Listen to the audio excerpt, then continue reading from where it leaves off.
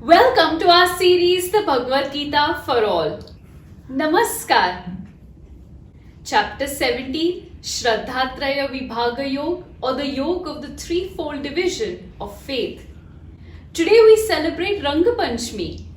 Popular in states like Maharashtra, Madhya Pradesh and some parts of North India, the festival is celebrated on the 5th day of the Krishna Paksha, or waning phase in the month of Falgun.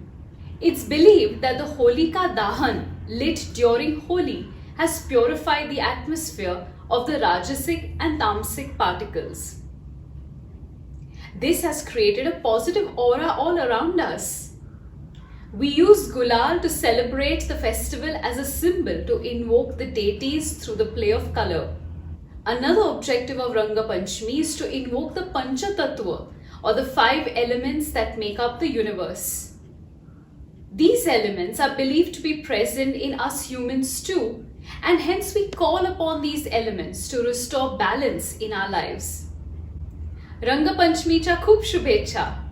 Speaking of the rajasic and the tamasic elements, let's get back to our discussion on the play of the modes through food. So far we've discussed the sattvic and the rajasic ahar. In the Gita, the description for the food chosen by a tamasic person includes food that is stale, rotten, impure and leftover.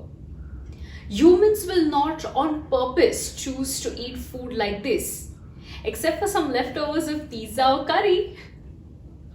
In our current context of existence, some foods might trigger laziness in us, and these includes foods that are processed, have excess sugar or a large fat content. Because we have descriptions of food that spell out the different modes, it doesn't mean that you're expected to change your food choices overnight. You could alter the food you choose based upon how you're feeling on a particular day.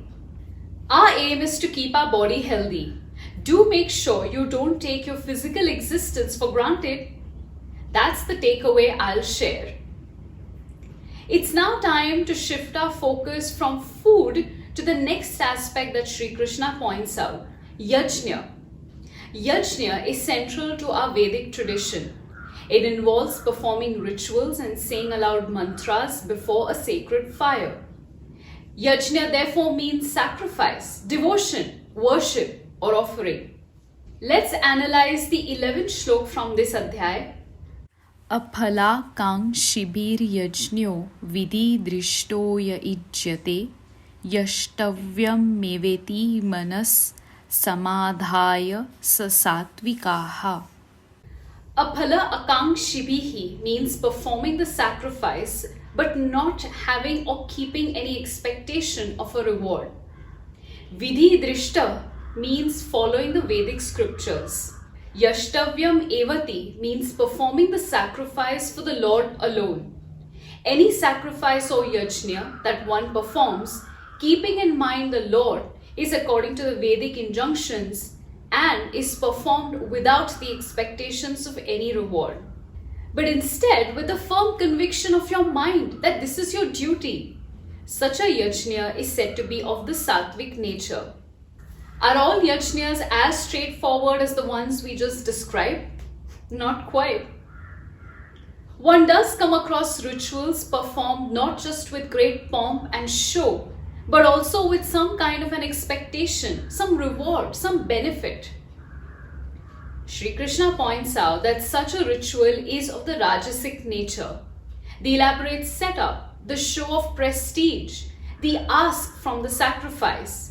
This isn't really a yajna. You could go ahead with it if it makes you happy. But remember that your dharma, your duty, must not be forgotten in the midst of this all. Dhanyavad.